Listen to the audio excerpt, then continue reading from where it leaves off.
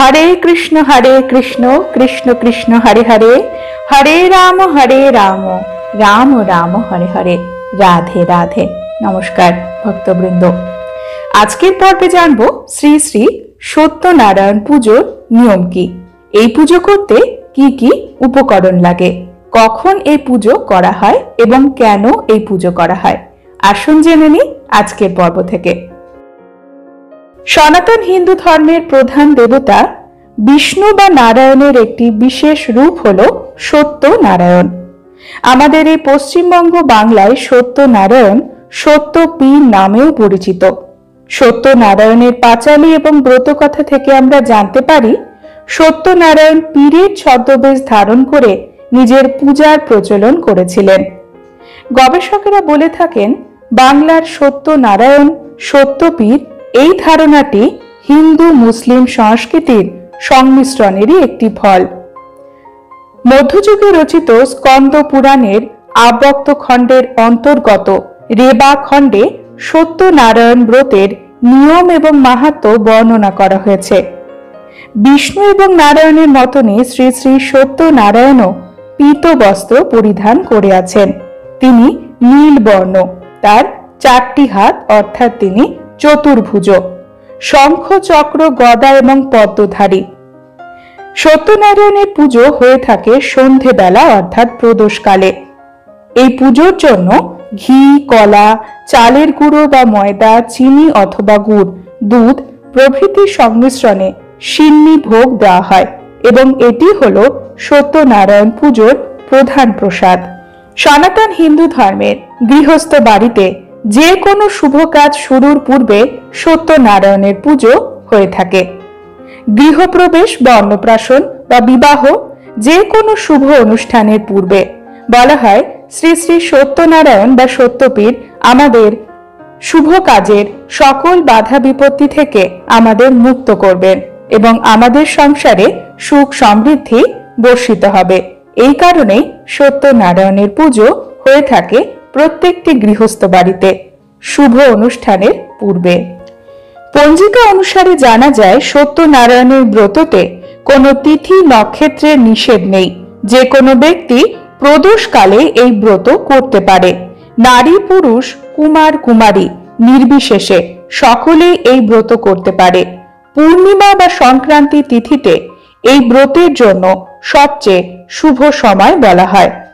উপোস থেকে এই ব্রত করতে হয়। সন্ধেবেলা পুজোর পরে উপোস ভঙ্গ করতে হয়। এই পুজোর জন্য প্রধান প্রধান যে উপকরণগুলি লাগে ঘট, আম্রপল্লব, ডাব বা কলা, সিঁদুর, গামছা, গঙ্গামাটি, ধান, পিড়ে, পাতন বস্ত্র, তীরকাঠি, পান, কলা, সন্দেশ বা বাতাসা, পয়সা, ফুলের মালা, পতাকা, ফুলের তোড়া, ছুরি, তিল, হরিতকি, ফুল, দূর্বা, বেলপাতা, তুলসী পাতা, ধূপ, দীপ, নৈবেদ্য, পূজার বস্ত্র, গামছা, আসনাঙ্গরীয়, মধুপর্কের বাটি, দধি, মধু, গব্যঘৃত, সিন্নি, সকল সামগ্রী, নানা প্রকারের ফল, কুচা, নৈবেদ্য, মিষ্টান্ন, দধি, গোময়, গোচনা এবং দক্ষিণা সত্যনারায়ণ পুজোর প্রধান উপকরণ। যে কোনো বয়সের নর নারী সত্যনারায়ণের ব্রত করতে পারে। এই ব্রত করলে সংসারে কোনো প্রকার দুঃখ কষ্ট থাকে না। মনের সমস্ত কামনা বাসনা স্বয়ং নারায়ণ পূর্ণ করেন। বন্ধুরা, নারায়ণ পুজো নিষ্ঠার সঙ্গে পালন করতে হয়। এই পুজোতে পরিষ্কার পরিচ্ছন্নতার দিকে সঠিকভাবে নজর দেবেন। বন্ধুরা, হিন্দু ধর্মে বহু দেবদেবীর আরাধনা করা হয়। আসলে এই বহু দেবদেবী এক ঈশ্বরেরই ভিন্ন ভিন্ন রূপ। যেমন আমরা বিদ্যার জন্য মা সরস্বতীর আরাধনা করি, শক্তি লাভের জন্য মা কালীর এবং ধন সম্পত্তি লাভের জন্য মা লক্ষ্মীর আরাধনা করি। ভিন্ন ভিন্ন দেবতার ভিন্ন ভিন্ন রূপের মাধ্যমে আমরা সেই সর্বশক্তিমান ঈশ্বরেরই আরাধনা করি। হিন্দু ধর্মে রয়েছে বহু দেবতা এবং তার পুজো পদ্ধতি। বন্ধুরা, কথায় বলে বিশ্বাসে মিলায় বস্তু, তর্কে বহুদূর। আমরা যখন বাড়িতে পুজো করি, কোনো শুভ কাজের আগে কিংবা গৃহপ্রবেশের সময় আমরা বাড়িতে সুখ শান্তি যাতে বিরাজিত থাকে, বাধা বিঘ্ন যাতে না আসে, সেই জন্য সত্যনারায়ণের পুজো করা হয়। বলা হয়ে থাকে, নারায়ণের আশীর্বাদ থাকলে বাধা বিঘ্ন সহজেই দূর হয়। কিন্তু নারায়ণের পুজো কিভাবে করব? প্রত্যেকটি পুজোর তার পদ্ধতি রয়েছে। তিথি নক্ষত্র দেখে আচার নিয়ম মেনে পুজোর আয়োজন করা হয়। তা না হলে পুজোর ফল পাওয়া যায় না। বন্ধুরা, আজকের পর্বে আমরা জেনে নেব সত্যনারায়ণের পুজো করার সংকল্প করলে কিভাবে তা সম্পন্ন করতে হবে। কিছু ভুল আমরা করে ফেলি পুজো করতে, সেই ভুলগুলি কি কি, এবং আজকের আলোচনা থেকে আমরা জানতে পারবো এই ভুলগুলি যাতে আমরা না করি। সেই বিষয় নিয়ে আলোচনা করা হবে আজকের পর্বে, যে সত্যনারায়ণ পুজোর সময় যে ভুলগুলি আমরা ভুলেও করব না। আসুন জেনে নেওয়া যাক। প্রথমে, যে স্থানে আমরা পুজো করব মনস্থির করেছি, সেই স্থানটি সবসময় পরিষ্কার পরিচ্ছন্ন করতে হবে। অপরিষ্কার অপরিচ্ছন্ন স্থানে কখনোই কোনো দেবতার পুজো করা উচিত নয়।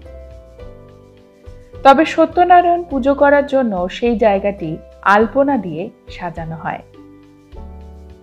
বিষ্ণুর মূর্তিকে স্নান করানোর সময় তাকে ধরতে হবে ডান হাত দিয়ে, কখনোই বাঁ হাত ব্যবহার করবেন না। যে স্থানে পুজো করছেন তার আশেপাশে ধুলো ময়লা যেন না থাকে, এবং সেই ধুলো ময়লা আপনার পায়ে পায়ে সেই পুজো স্থানে চলে আসতে পারে। তাই আশেপাশের জায়গাকেও পরিষ্কার পরিচ্ছন্ন করবেন, এবং পুজোর জায়গায় প্রবেশের আগে পা অবশ্যই ধোবেন। সত্যনারায়ণের পুজো করার সময় যে সকল সামগ্রীর প্রয়োজন হয়, উপকরণের প্রয়োজন হয়, যেমন ফুল, ডাব, শীষ ইত্যাদি, এই সকল সামগ্রী কখনো কারো কাছ থেকে ধার করবেন না। ধার করে কোনো জিনিস সংগ্রহ করে সেটি পুজোতে ব্যবহার করবেন না, এটি বিবেচ্য নয়। এছাড়া পুজোয় বসার আগে বা পুজো চলাকালীন ধূমপান করা, পান, গুটখা, মশলা জাতীয় কোনো জিনিসই গ্রহণ করা অনুচিত। সত্যনারায়ণ পুজোর দিনে সকালবেলা উপবাস করাই মঙ্গলের। পুজোর পর প্রসাদ খেয়ে খাবার গ্রহণ করুন। অন্যান্য পুজোর মতো নারায়ণ পুজোতেও সলতে তৈরি করতে তুলো ব্যবহার করুন। ধূপে ঘি মিশিয়ে ব্যবহার করলে ভালো হয়। প্রসাদ তৈরি করার সময় শুধু ঘিয়ের ব্যবহার করুন। ডালডা কিংবা তেল রান্নাতে ব্যবহার না করাই ভালো। নারায়ণ পুজোতে নীল রঙের পোশাক পরিধান করবেন না। নারায়ণের ছবির দুপাশে দুটি পান পাতা এবং তার উপর একটি করে সুপুরি, কয়েন এবং কলা অবশ্যই রাখুন। বাড়িতে সত্যনারায়ণের পুজো হলে মা লক্ষ্মীকে ফুল দিতে একদম ভুলবেন না। পরিষ্কার পরিচ্ছন্ন হয়ে পরিষ্কার পরিচ্ছন্ন পোশাক পরে হাত ভালোভাবে ধুয়ে সিন্নি তৈরি করুন। নারায়ণ পুজোতে তুলসী পাতা ব্যবহার করতেই পারেন, তবে লক্ষ্মীর ছবিতে ভুলেও তুলসী পাতা দেবেন না। আসুন শুনে নি সত্যনারায়ণ পুজোর ব্রত কথা পাঁচালী আকারে। প্রথমে বন্দিনু আমি দেব গজানন, সিদ্ধা বিনায়ক আর বিঘ্ন বিনাশন। হর গৌরী বন্দিনু বিরিঞ্চি নারায়ণ, ব্যাসদেব বাল্মীকি আদি বন্দি মুনিগণ। প্রণমিহ সত্যপীর নিয়ত হাসিল, যাহার কৃপায় হয় ভুবন অখিল। সরস্বতী বন্দি শিবা শারদা ভবানী, সত্যপীর উপাখ্যান অপূর্ব কাহিনী। শুনো হে সকল লোক হয়ে এক চিত্ত, যার যে পাইবে বর মনের বাঞ্ছিত। এক গরিব ব্রাহ্মণ ছিল মথুরায়, চিরকাল দুঃখে থাকে সুখ নাহি পায়। একদাসে দ্বিজবর ভ্রমিয়া নগর, কিছু না পাইয়া ভিক্ষা হইল কাতর। বৃক্ষতলে বসে বিপ্র বিষাদিত মনে, কাঁদিতে লাগিল দ্বিজ ভিক্ষার কারণে। কাঁদিতে কাঁদিতে দ্বিজ হইল অস্থির, দেখিয়া দয়াত্ম বড় হইল সত্যপীর। দয়াময় প্রভুদেব সত্যনারায়ণ, ফকির বেশেতে তারে দিল দর্শন।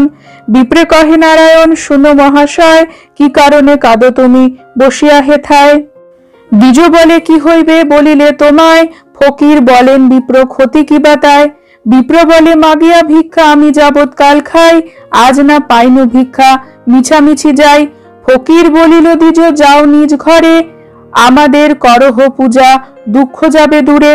ব্রাহ্মণ বলিল, নিত্য পূজি নারায়ণ, তাহা ভিন্ন না করিব স্ম্লেচ্ছ আচরণ। হাসিয়া ফকির বলে, শুনো দ্বিজবর, পুরাণ কোরআনে কিছু নাহি মতান্তর। রাম ও রহিমে যেন নাহি ভেদাভেদ, ত্রিজগতে এই দুই জানিবে অভেদ। বলি তাহা নিজ মূর্তি ধরে জগন্নাথ, শঙ্খচক্র গদা পদ্ম ধারী চারি হাত। দেখি তাহা বিপ্রবর পড়িল ধরণী, করিল প্রচুর স্তব গদ গদ বাণী। সহসা আবার পুনঃ ফকির হইল, দেখি তাহা দ্বিজবর বিস্মিত হইল।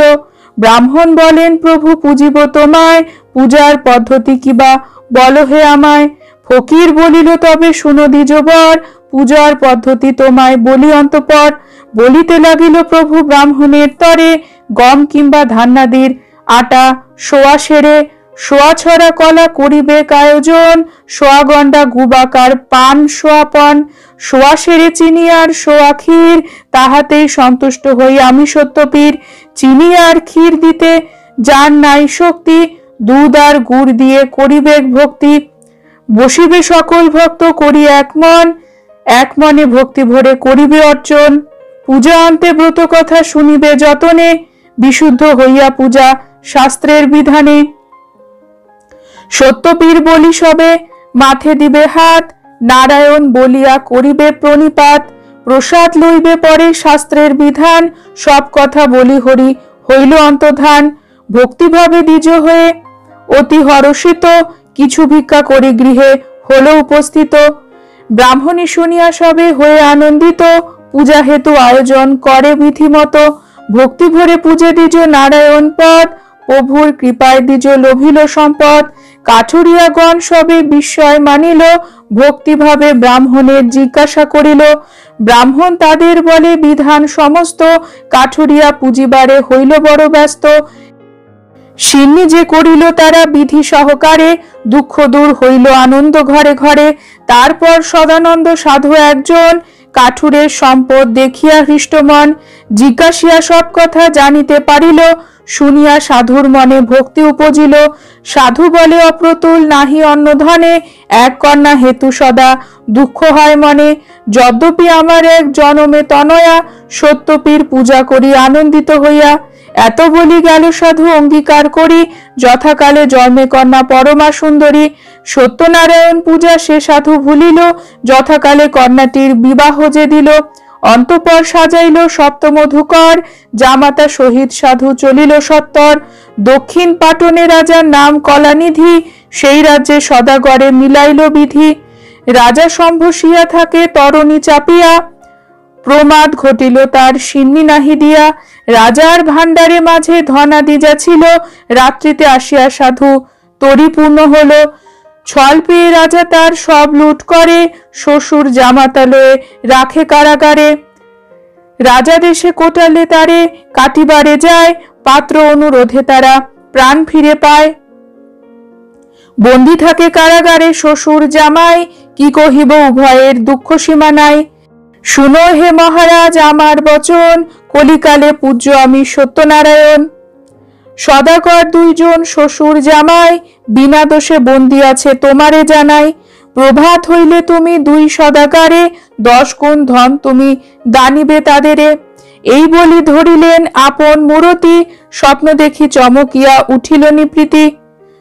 মুক্ত করি সদাগরে বহু ধন দিল, তরিপূর্ণ করি রাজা বিদায় করিল।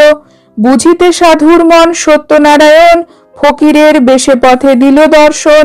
ফকির বলেন, শোনো হে সদাগর, ফকিরেরে কিছু ভিক্ষে দিয়ে যাও ঘর। শুনি সদাগর তারে অবজ্ঞা করিল, তরীর সকল দ্রব্য তুষাঙ্গার হইল। দেখি তাহা সদাগর করে হায় হায়, ধরণী লোটায়ে ধরে ফকিরের পায়। অবশেষে ফকির তাহারে কৃপা কইল, ধনৈশ্বর্যে তরি তার পরিপূর্ণ হলো। উত্তরিল ঘাটে সাধু হইল কোলাহল, সাধুর রমলী কন্যা শুনি কৌতূহল। তরি সামগ্রী যত ভাণ্ডারেরে লইয়া, সিন্নি করিল সাধু আনন্দিত হইয়া। সকলে প্রসাদ নিল জোর করি পানি, প্রসাদ ভূমেতে ফেলে সাধুর নন্দিনী। তাহা দেখি সত্যদেব কুপিত হইল, জামাতা সহিত তরি জলেতে ডুবিল। হাহাকার করে সবে পড়িয়া ভূমেতে, শুনি সাধু কন্যা যায় ডুবিয়া মরিতে। হেনকালে দৈববাণী হইল অচম্বিত, সিন্নি ফেলিয়া কন্যা কইল বিপরীত। শুনি কন্যা সেই সিন্নি চাটিয়া খাইল, সাধুর জামাতা তরি ভাসিয়া উঠিল। তরির সকল দ্রব্য ভাণ্ডারেরে আনি, করিলে সওয়াসের সোনার সিন্নি। স্বপ্নে কহিলেন দেব শুনো সাধু তুমি, সোনা হইতে আটার সন্তোষ হই আমি। স্বপ্ন দেখি সদাগর পরম হরিষে, আটার সিন্নি করি পূজে সবই শেষে। ক্রমেতে প্রচার হলো সবার আলোয়, ভক্তি ভরে পুজিলেই আশা পূর্ণ হয়। এক মনে শোনো কিংবা পূজে নারায়ণ, সর্বদুঃখ দূরে যায় শাস্ত্রের বচন। সিন্নি মানয়ে যে না হয়ে দুই মনা, কদাপি না সিদ্ধ হয় তাহার কামনা। অথ শ্রী শ্রী সত্যনারায়ণের ব্রত কথা পাঁচালী এখানেই সমাপ্ত।